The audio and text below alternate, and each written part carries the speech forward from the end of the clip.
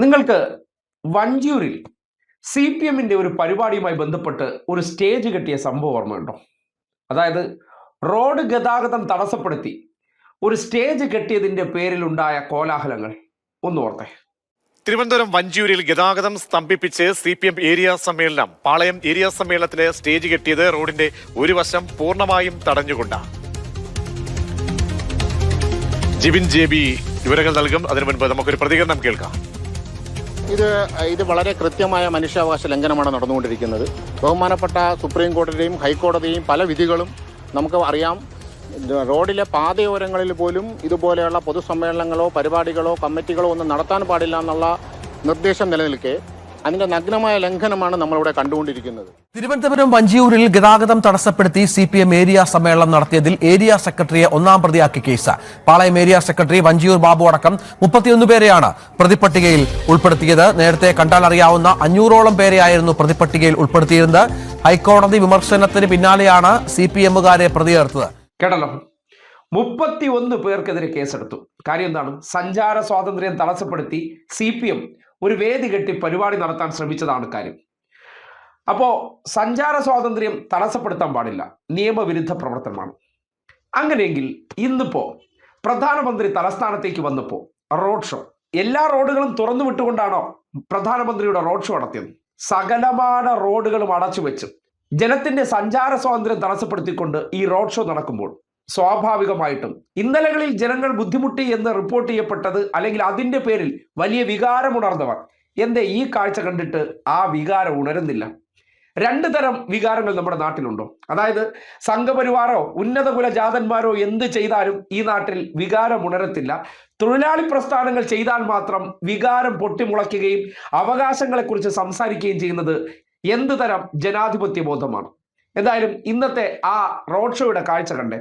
2 നിയമലംഘനമുണ്ട്. ഒന്ന്, ഗതാഗതം പരിപൂർണമായി തടസ്സപ്പെടുത്തി, അതും പെട്ടെന്ന് ഒരു വഴി പോകാൻ വേണ്ടിയല്ല, മണിക്കൂറുകളോളം ഈ പുഷ്പവൃഷ്ടിയൊക്കെ ഏറ്റുവാങ്ങാൻ വേണ്ടി ഗതാഗതം തടസ്സപ്പെടുത്തിക്കൊണ്ട് ഈ രീതിയിലുള്ള റോഡ് ഷോ നടത്തുമ്പോൾ സ്വാഭാവികമായും ഈ നാടിൻ്റെ ജനങ്ങൾക്ക് നൽകിയിരിക്കുന്ന സ്വാതന്ത്ര്യം, പൗരന്റെ സഞ്ചാര സ്വാതന്ത്ര്യം ഹനിച്ചുകൊണ്ട് പ്രധാനപ്പെട്ട പാതകൾ, തിരുവനന്തപുരം നഗരവീഥിയെ ഒന്നടങ്കം സ്തംഭിപ്പിച്ചുകൊണ്ടാണ് ഈ ഷോ അരങ്ങേറിയത്. ആ ഷോ അരങ്ങേറുമ്പോൾ ഇന്നലകളിൽ ഒരു സ്റ്റേജ് കെട്ടിയതിന് 32 പേർക്കെതിരെ കേസെടുത്തിട്ടുണ്ടെങ്കിൽ ഇതിന് എത്ര പേർക്കെതിരെ കേസെടുക്കേണ്ടതുണ്ട്? തലസ്ഥാനത്തെ BJP നേതാക്കന്മാർക്കെതിരെ ഇങ്ങനെ സഞ്ചാര സ്വാതന്ത്ര്യം തടസ്സപ്പെടുത്തിയതിന്റെ പേരിൽ കേസെടുക്കണ്ടേ? പ്രസക്തമായ ചോദ്യമല്ലേ? ഇതിനപ്പുറത്തേക്ക് നമ്മുടെ നാട്ടിൽ ഇപ്പോൾ കാണാറില്ലേ, നമ്മുടെ നാട്ടിലെ പിള്ളേരെല്ലാം ഈ പൊന്മുടിയിലും ഇവിടെയൊക്കെ പോകുമ്പോൾ ഡോറിന്റെ ഗ്ലാസിൽ അല്ലെങ്കിൽ ഡിക്കിയൊക്കെ തുറന്ന് അതിന്റെ പുറകിലിരുന്നിട്ട് ഗതാഗത നിയമങ്ങൾ ലംഘിച്ചുകൊണ്ട് അല്ലെങ്കിൽ മോട്ടോർ വാഹന നിയമം ലംഘിച്ചുകൊണ്ട് യാത്ര ചെയ്യുന്നത് കേസല്ലേ? നിയമവിരുദ്ധ പ്രവർത്തനമല്ലേ? ഇന്നത്തെ പ്രധാനമന്ത്രി എന്താണ് ചെയ്തിരിക്കുന്നത്? ഡോറ് തുറന്ന് അതിന്റെ മുകളിൽ നിന്ന് യാത്ര ചെയ്തിരിക്കുകയാണ്.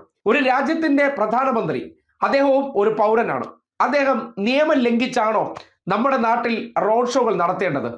അദ്ദേഹത്തിന് കാണിക്കാം, ഈ നാട്ടിലെ സാധാരണക്കാരനായിട്ടുള്ള പൗരന് ഇത് കാണിച്ചാൽ എങ്ങനെയാണ് കേസെടുക്കാൻ പറ്റുന്നത്? ഒരു പ്രധാനമന്ത്രിയാണെങ്കിലും നിയമം പാലിക്കാൻ ഉത്തരവാദിത്തപ്പെട്ട വ്യക്തിയാണ്.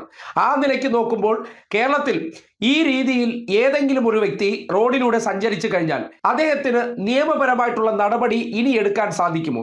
കാര്യം പ്രധാനമന്ത്രി തന്നെ കാണിക്കുന്നു, എനിക്കിങ്ങനെ ഡോറിൽ തൂങ്ങി നിന്ന് യാത്ര ചെയ്യാനുള്ള അവകാശമുണ്ട് എന്ന് കാട്ടിക്കൊടുക്കുമ്പോൾ സ്വാഭാവികമായിട്ടും പൗരനാൽ തിരഞ്ഞെടുക്കപ്പെടുന്ന അല്ലെങ്കിൽ ഈ നാട്ടിലെ ജനങ്ങളാൽ തിരഞ്ഞെടുക്കപ്പെടുന്ന ജനപ്രതിനിധിക്ക് ചെയ്യാമെങ്കിൽ ജനങ്ങൾക്ക് എന്തുകൊണ്ട് അത് ചെയ്തുകൂടാ? അതും ചർച്ചയാകാതെ പോകുന്നത് എന്തുകൊണ്ടാണ്?